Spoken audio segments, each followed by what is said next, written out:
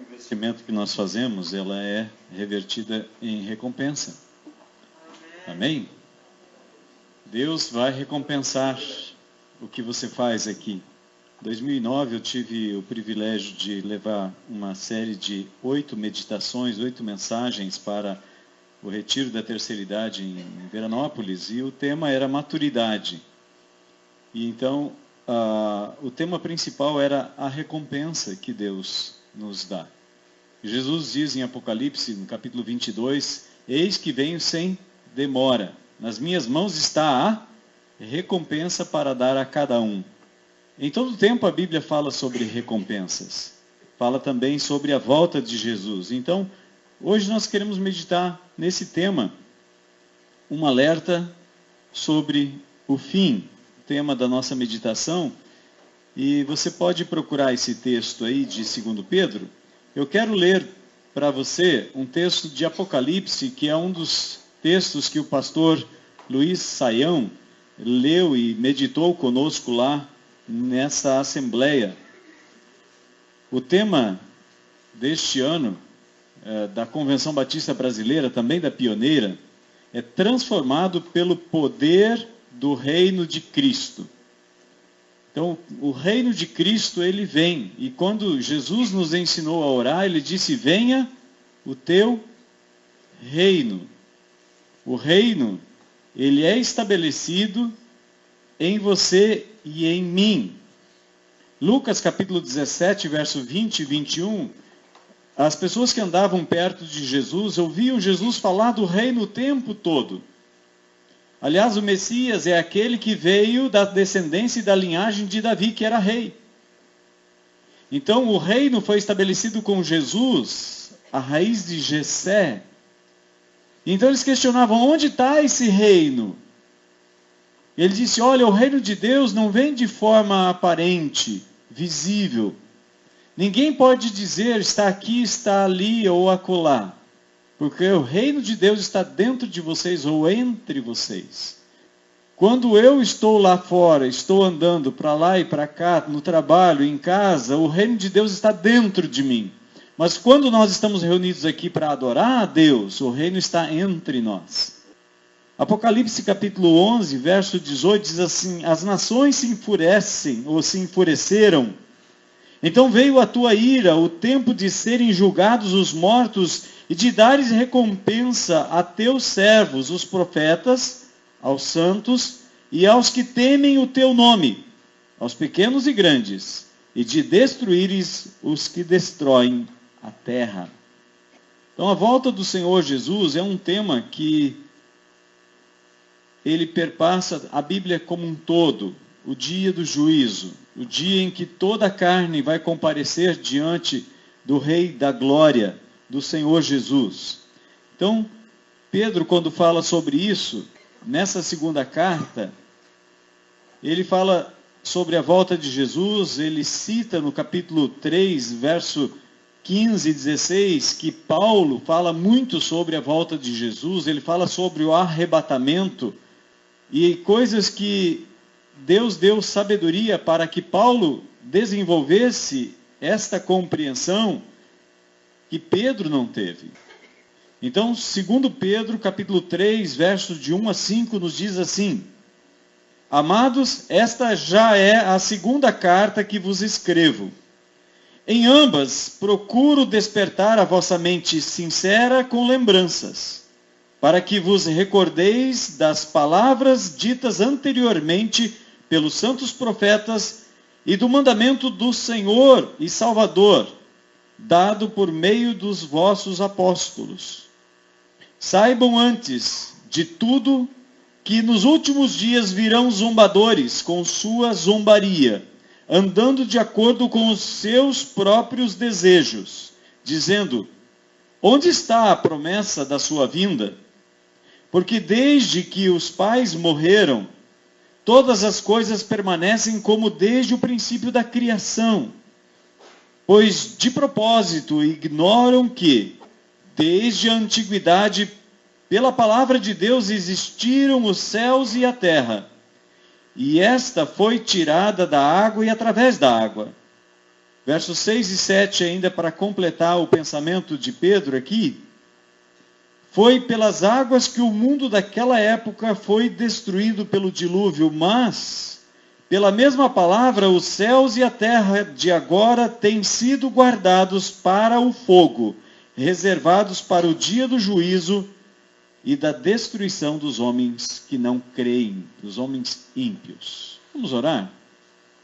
Pai querido, nós colocamos nosso coração mais uma vez diante de Ti, pedindo a direção e sabedoria do alto, para que o Senhor nos dê compreensão da Tua palavra e possamos aplicar esta palavra do Senhor no nosso dia a dia, também na fé da esperança do cumprimento das Tuas promessas. No nome precioso de Jesus, que está sentado ao Teu lado direito, que virá novamente em glória para julgar os vivos e os mortos. Em nome de Jesus, amém.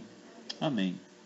O período que antecede a volta de Jesus é marcado por um tempo de apostasia, apatia e incredulidade, aliado à devassidão e ao escárnio. Eu vou repetir. O período que antecede a volta de Jesus é marcado por um tempo de apostasia, abandono da fé, apatia, falta de interesse, incredulidade, falta de fé, aliado à devassidão, que é o que nós vemos acontecendo no mundo que nos cerca o tempo todo, e também de escárnio. O escárnio da palavra de Deus, das pessoas que creem, é algo notório nos dias em que nós vivemos. O desprezo à palavra de Deus, de tudo que se chama palavra de Deus. O racionalismo, a razão humana, ela tem tomado uma proporção muito elevada nos níveis, até mesmo que deveriam anunciar a graça e o amor de Deus no meio da igreja, do povo que se chama cristão. Eu não estou dando o nome de placa. Placas, se fossem importantes, estavam do lado de dentro do prédio, não do lado de fora. Jesus não tem placas de igreja. Ele não tem nomenclatura de igreja. Jesus tem um povo chamado igreja. A palavra igreja é pessoas que são chamadas para sair, para se separar. E elas se reúnem no lugar. Essa é a palavra traduzida e explicada, a palavra igreja, que em grego é eklesia. Eclesia é uma reunião de pessoas separadas com um propósito. E o propósito que Deus separou a mim e a você é para a vida. Jesus veio para que nós tivéssemos vida e vida plena. Todos são ignorantes. A diferença é só o assunto que cada um desconhece. Will Rogers disse isso. Vou repetir. Todos são ignorantes. A palavra ignorante não é uma ofensa. Muitas pessoas imaginam que a palavra ignorante é uma ofensa. Ainda que muitas pessoas usem essa palavra para ofender, ela não é uma palavra ofensiva. I é a ausência. Gnosco é a palavra conhecimento ou conhecer. Ignosco ou ignorante é a pessoa que não conhece.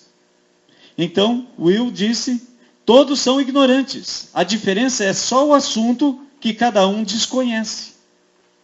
Então, outro filósofo já disse, só sei que nada sei. Por quê? Porque quando eu descubro alguma coisa que eu não sabia, eu descubro que eu não sabia aquilo. Então, eu só sei que nada sei. Então, todos nós somos ignorantes em alguns assuntos. E Pedro está falando aqui sobre conhecimento e ignorância. E é necessário que nós tenhamos conhecimento. É necessário que nós aprendamos sobre esses assuntos. 3 pequenas considerações a respeito de conhecimento. Alguns não conhecem por falta de oportunidade de aprender. Algumas pessoas nascem, crescem, vivem e morrem sem conhecer ler e escrever, por exemplo. Algumas não tiveram esse privilégio, esta oportunidade. Outras rejeitaram essa oportunidade. Então, segundo, outros não conhecem por falta de capacidade de aprender, que é a limitação natural, talvez biológica, da pessoa. Terceiro, mas outros, por vontade própria, deliberadamente se esquecem. Então, todos nós somos ignorantes, a diferença é que existem níveis diferentes de desconhecimento, ou de coisa que nós ignoramos. Quando Paulo está em Atos capítulo 20, pregando numa igreja, a pregação, ela adentra a noite e vai até a madrugada. E um jovem chamado Eutico estava sentado na janela. E aquele jovem pegou no sono e caiu. Só que o problema é que ele não caiu para o lado de dentro. Porque se ele caísse para o lado de dentro, seria uma queda talvez de 1 metro, 2 metros de altura, 1,5 metros. Mas ele caiu para o lado de fora do prédio. O problema é que quando nós dormimos a respeito da volta de Jesus, do momento em que todos nós vamos comparecer diante do Senhor, nós muitas vezes pegamos o sono. E vivemos por viver como se nós não tivéssemos que comparecer diante do Senhor. E para isso, Jesus fala uma parábola em Mateus capítulo 25, e no verso 5, quando ele fala sobre 10 moças que se preparavam para o casamento, ele diz que as 10 dormiram. As 10 dormiram. Constantemente no final dos evangelhos, quando se aproxima o momento em que Jesus é levado e rejeitado pelas autoridades, ele é condenado, crucificado, morto e sepultado, Jesus disse: vigiai e orai. Vigiar e orar é uma ordem, é um imperativo de Deus para mim e para você. Mas, como Pedro fala na segunda carta, aqui no capítulo 3, os dias em que nós estamos vivendo é um período em que as pessoas não estão mais falando sobre a volta de Jesus. Em 99, quando o ano 2000 estava chegando, foi menos ruim do que quando era o ano 999 para o ano 1000. O desespero do povo era muito grande. No ano 2012, a mesma coisa aconteceu. Mas de repente nós estamos em 2016 e nada aconteceu.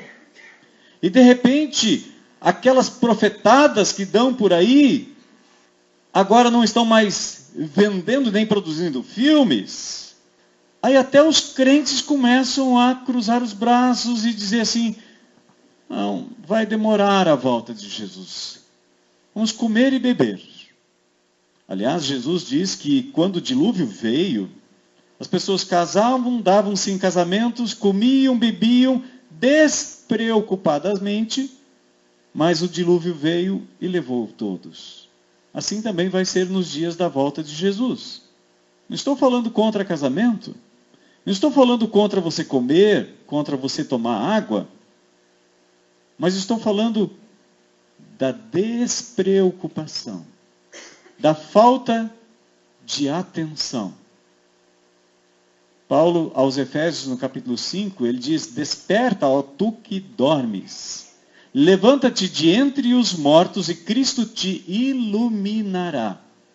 Por que é para a gente se levantar de entre os mortos? Qual é a posição natural de um morto? Deitado. Por isso a palavra de ordem: desperta. Por que desperta? Por que deitado? Por que entre os mortos? Porque a vida das pessoas que dizem que servem a Deus está igual à vida daquelas pessoas que não servem a Deus. Não tem mais diferença, não há mais divergência nenhuma. Os propósitos que as pessoas que não conhecem a Deus têm é o mesmo que os crentes têm. Os sonhos e anseios de futuro para aquela pessoa são os mesmos desta. Então a conclusão que nós chegamos é que a igreja precisa ser despertada para a volta de Jesus. Por isso, nós trabalhamos sobre esse tema, um alerta sobre o fim.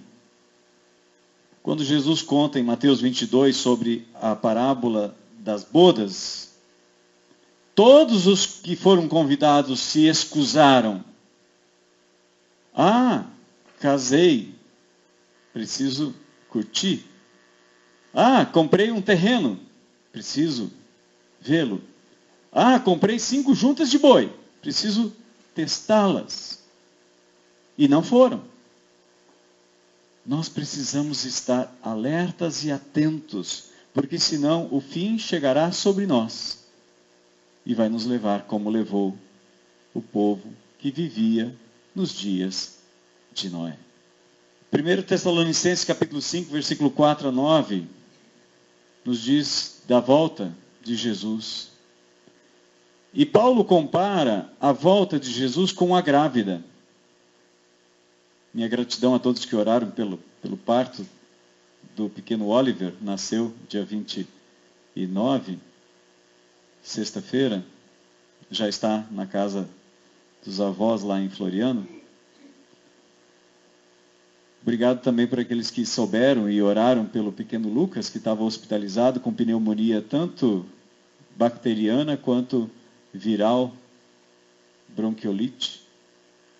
Deus abençoe o restante do tratamento e abençoe a sua vida que tem orado. Quando nós estamos chegando no final do tempo, Paulo, Pedro, Jesus alerta que devemos nos preocupar. Devemos estar atentos.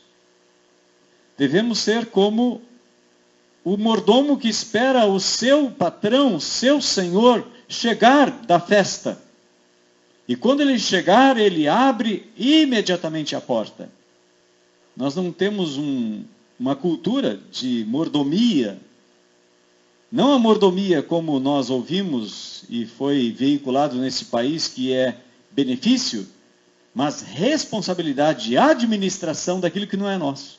A começar pelo corpo, pela roupa, pelos bens desta terra que Deus colocou à nossa disposição. Qual foi o empenho do apóstolo Pedro? Jesus mandou Pedro, junto com os discípulos, vai e apacenta o meu rebanho. Qual é o teu papel, o meu papel? Apacentar. Dar de comer. Alimentar. Alimentar com o quê? Com a palavra de Deus. Quando o inimigo tentou Jesus e ele estava com fome, ele disse, você está com fome? Manda essas pedras se transformarem em pães. Jesus disse, não só de pão viverá o homem, mas de toda a palavra que procede da boca de Deus. É a palavra de Deus que precisa ser anunciada. E Pedro está preocupado com a letargia. O que é a letargia? É a dormência. De repente as pessoas dizem, é muito complicado, é muito difícil. Deixa isso para um pequeno grupo seleto de pessoas que vão se reunir num mosteiro e vão se debruçar em cima do texto, e então nós vamos ouvir o que eles têm para nos dizer. Isso é mais ou menos como se dar por satisfeito por observar alguém sentar à mesa, pegar um suculento churrasco, e a gente ficar contente só com o aroma e com as mastigadas daquela pessoa. Saber que churrasco é bom, saber que ele mata a fome, saber que ele é saboroso, não mata a minha fome. Cada um de nós precisa se alimentar da palavra de Deus, do contrário, nós vamos entrar no estado de inanição espiritual. Hoje nós vivemos num período em que os estudiosos que escreveram muitos livros, vastos escritos, estão lá nas prateleiras das bibliotecas. Alguns têm aplicativos nos seus smartphones, iPad, iPod e até nos iPin. Mas fica ali, é apenas algo para dizer que tem. De repente nós começamos a pensar de empréstimo. O que ele disse? Ele disse isso. Mas o que Deus disse? Não interessa que fulano, ciclano ou beltrano disse. O que Deus disse? Cada um de nós deve vencer a falta de conhecimento pela palavra de Deus. Do contrário, nós vamos morrer de inanição. A preocupação do apóstolo Pedro, despertar com lembranças. Você já ouviu falar que Jesus vai voltar? Você já ouviu até o ateu dizendo, é o fim dos tempos. Até o incrédulo diz. Até o ateu diz, graças a Deus que eu não creio em Deus. Que é uma incoerência lógica, mas ele sabe que Deus existe. Se Deus existe, ele se manifestou, o que ele disse? Pedro está chamando a atenção daquelas pessoas, olha, lembra o que vocês aprenderam, lembra. O credo do povo judeu, está lá no livro de Deuteronômio, chamado de Shema. Shema Israel, Yahweh Eloheinu, Yahweh Echad. Ouve, ó Israel, o Senhor nosso Deus é o único Senhor. No Antigo Testamento, a divisão era quem é o verdadeiro Deus. Na Nova Aliança, não é quem é o verdadeiro Deus. O verdadeiro Deus se manifestou, se fez carne, habitou entre nós. Vimos a sua glória, glória como a do unigênito do Pai. Hoje é crer em Jesus, é servir Jesus, é andar com Jesus. Ele é o caminho. Ninguém vem ao Pai se não for por mim. Em segundo lugar, ele disse que aquela igreja, aquele povo, devia manter a mente esclarecida. Uma coisa esclarecida é uma coisa colocada às claras. Não está no escuro, no lusco-fusco, onde você não sabe discernir uma coisa da outra. Temos que esclarecer as coisas, temos que expor as coisas, temos que ver as questões, analisar as questões, avaliar todas as coisas. Paulo disse, vê de tudo, retende o que é bom. E quando Paulo está falando, vê de tudo, retende o que é bom, ele está falando sobre profecias. 1 Tessalonicenses capítulo 5, ele diz, olha, não despreze as profecias. Não apague o espírito. O sábio que escreveu Provérbios, ele disse, onde não há profecia, o povo se corrompe. É necessário que a palavra de Deus seja anunciada. É necessário que nós mantenhamos comunhão constante com o Rei da Glória. Aquelas 10 virgens dormiram, mas quando o noivo veio, houve um clamor. O noivo está chegando. Elas se aprontaram, se arrumaram para encontrar o noivo. Deu até tempo daquelas que eram nécias de ver que elas não tinham óleo suficiente para entrar nas bodas. E de discutir com as outras, pedindo para que dividisse o óleo delas para que elas também tivessem. E então elas disseram, não, para que não falte tanto a nós quanto a vós. E aí no final das contas vai a vaca para o brejo com a corda e tudo. Fé não se divide. Aquilo que você fizer aqui, você vai receber a recompensa lá na eternidade. Não dá para dividir. Tudo que você fizer aqui, você vai receber lá. Não dá para dividir. Não existe um tesouro de boas obras que alguém fez além da conta que pode ser creditado no meu contra-cheque, na minha deficiência. Não existe isso. Nunca houve e não haverá jamais. Uma palavra de alerta sobre o fim. Em terceiro lugar, Pedro diz, fazer recordação do que já se sabe. Pedro disse: olha, vocês já ouviram, vocês já leram o que os profetas disseram, para que vos recordeis das palavras ditas anteriormente pelos santos profetas e do mandamento do Senhor. Jesus disse: vigia e ora, vigia e ora. Jesus falou sobre a volta dele com toda clareza, sem esconder absolutamente nada. Segunda meditação que eu gostaria de fazer com vocês é um alerta importante. Que alerta é esse? Quando você está numa rodovia ou quando você está num cruzamento perigoso e o sinal verde já vai para o amarelo, é hora de parar. Não é hora de avançar. Não é hora de acelerar. Muitos fizeram isso e se deram muito mal. Então é necessário parar, meditar.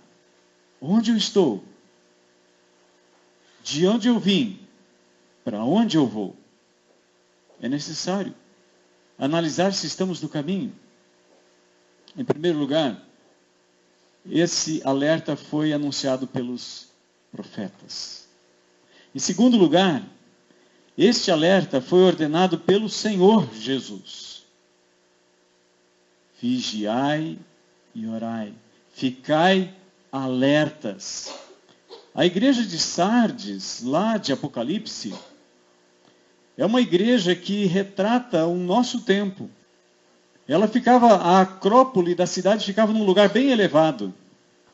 Por 2 vezes aquela cidade foi tomada pelo inimigo e foi destruída, porque os guardas dormiram. Eles ficaram muito confiantes de que eles estavam protegidos e pegaram no sono, dormiram e foram vencidos. A lenda ou realidade do cavalo de Troia é um fato bem conhecido. Quem conhece a história de Homero, dos Ilíadas, eles festejaram, trouxeram o inimigo para dentro de casa e depois que estavam todos embriagados, o inimigo tomou a cidade, queimou a cidade, matou a todos. Muitas vezes nós somos como aquele beduíno que, viajando pelo deserto, chega a um momento de uma tempestade de areia, ele monta uma barraca para se proteger e de repente o camelo vem e enfia o focinho na abertura e ele diz: tudo bem, o focinho é o lugar onde ele respira, é necessário que ele também se proteja. O camelo tomou mais coragem e colocou os olhos para dentro da barraca. Ele disse: os olhos são sensíveis, ainda que tenham pálpebras, mas a areia é terrível. Tudo bem. Aí ele colocou a cabeça toda. Ele concluiu: a orelha também é sensível. Esse vento, essa areia toda.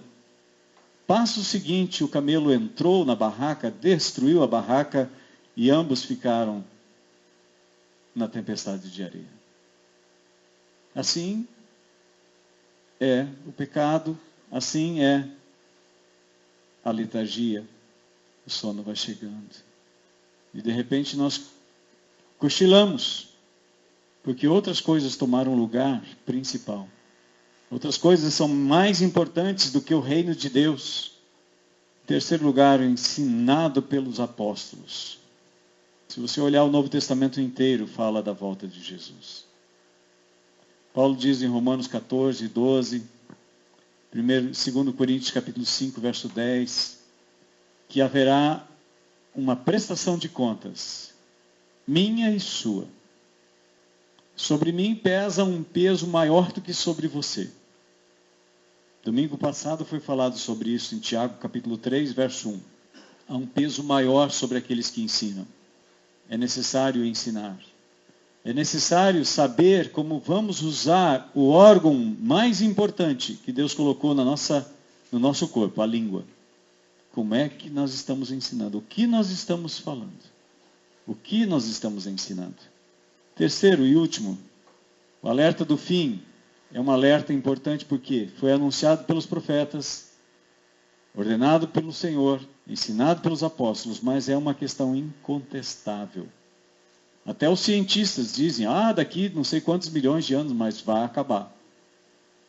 A previsão, quando eu era criança, era adolescente, a gente ia nos grupos de boia fria, na década de 70, de 80, então eles diziam que dentro de 5 milhões de anos, o Sol ia tragar a Terra.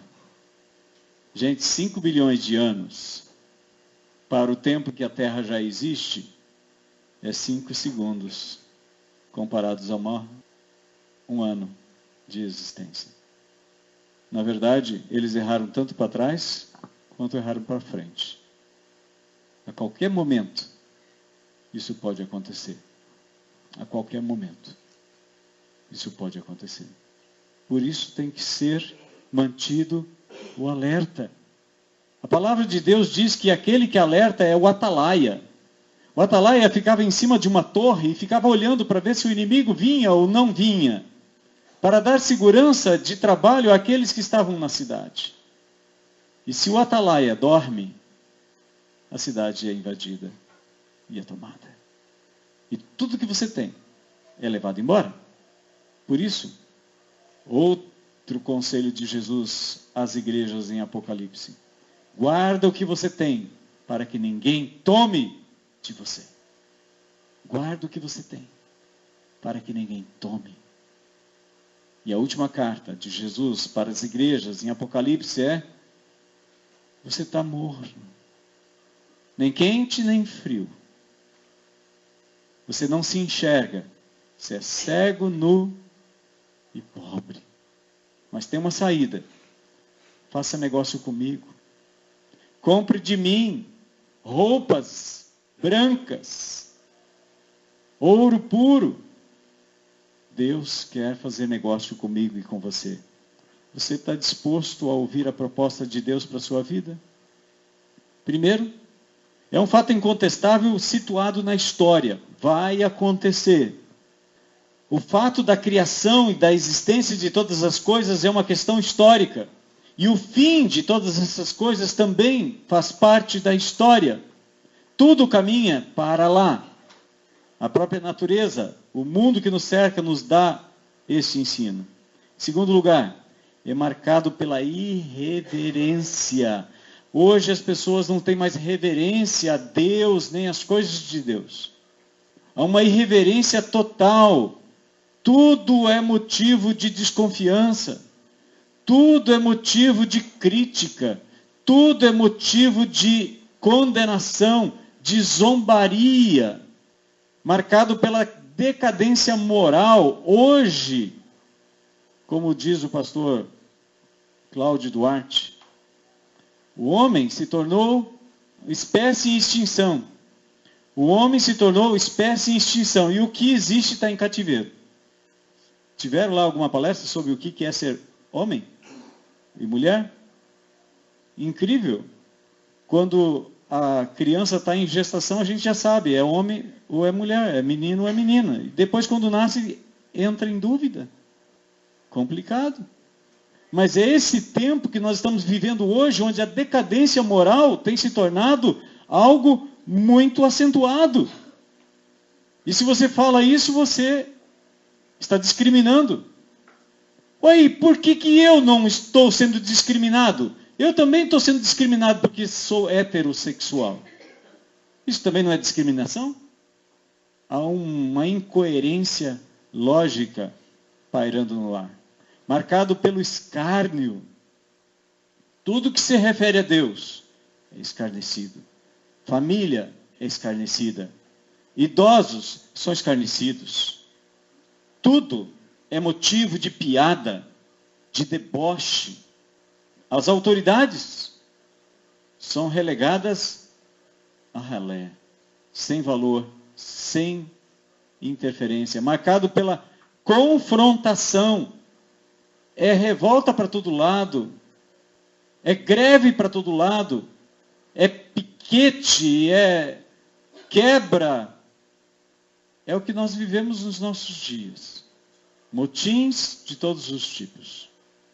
Sexto, marcado pela apostasia, abandono da fé verdadeira, rejeição da fé.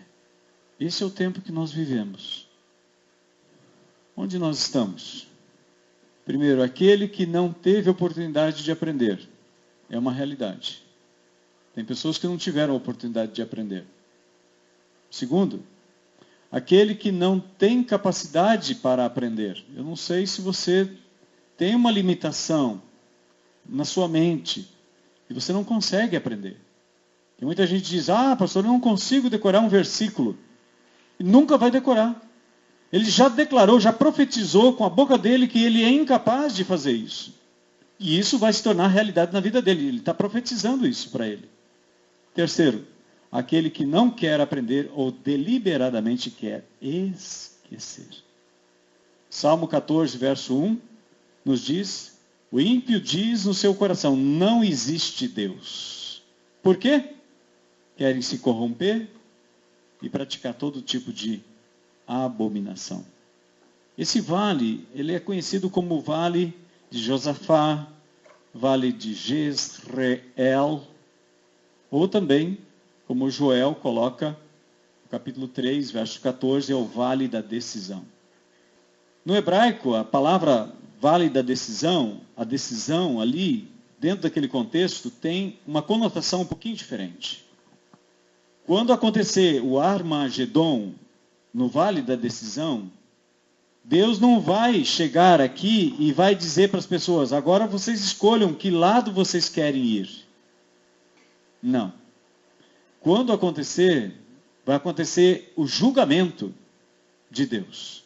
Aonde ele vai separar, como em Mateus capítulo 25, ele diz que o pastor separa cabritos de ovelhas. Não é a hora em que você vai decidir para onde você quer ir. Igual a piadinhas que se conta que depois que a pessoa morreu, ele teve a oportunidade de escolher para cá ou para lá. Não. No Vale da Decisão, quando Deus vier para o julgamento, ele vai executar a sentença.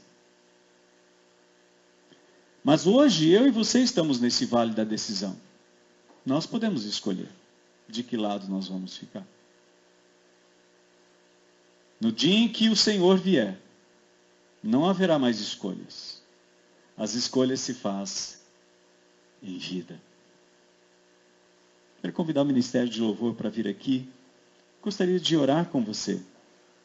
Eu não sei se você já tomou uma decisão na sua vida de crer, de entregar sua vida, sua confiança inteiramente nos braços de Jesus. Mas se você ainda não fez, hoje é o seu vale de decisão. O que você vai decidir? Josué capítulo 24, versículo 15, Josué chama todo o povo de Israel e diz, olha, vocês precisam decidir hoje quem vocês vão servir. Ou Deus, o Criador dos céus e da terra, que nos tirou da terra do Egito, ou os outros deuses, feitos de barro, ouro, ferro, madeira. Mas eu e a minha casa já tomamos a minha decisão. A nossa decisão é eu e o Senhor, eu e minha casa serviremos ao Senhor. Então é uma decisão. Nós precisamos tomar decisões. A decisão não muda o seu passado, mas ela muda o seu futuro. A decisão não muda o seu passado, mas ela muda completamente o seu futuro. Vamos ficar em pé. Quero orar por você. Quero orar com você. E você pode orar comigo. Senhor, nós estamos sendo confrontados pela palavra do Senhor, que nós estamos diante de decisões importantes que vão incidir diretamente sobre o futuro da nossa alma, onde nós vamos passar a eternidade. Ó Deus, Tu nos deste vida, o Senhor nos criou à imagem e semelhança do Senhor, o Senhor nos deu vida eterna. Para alguns que creem, confiam e se entregaram ao Senhor, vida eterna. Para aqueles que rejeitaram o Senhor, morte eterna, separação eterna do Senhor. Nós hoje temos a oportunidade de decidir onde vamos passar a eternidade, longe do Senhor ou junto com o Senhor. Ó Deus, se há alguém aqui, neste dia, que ainda não tomou a sua decisão de andar ao lado do Senhor,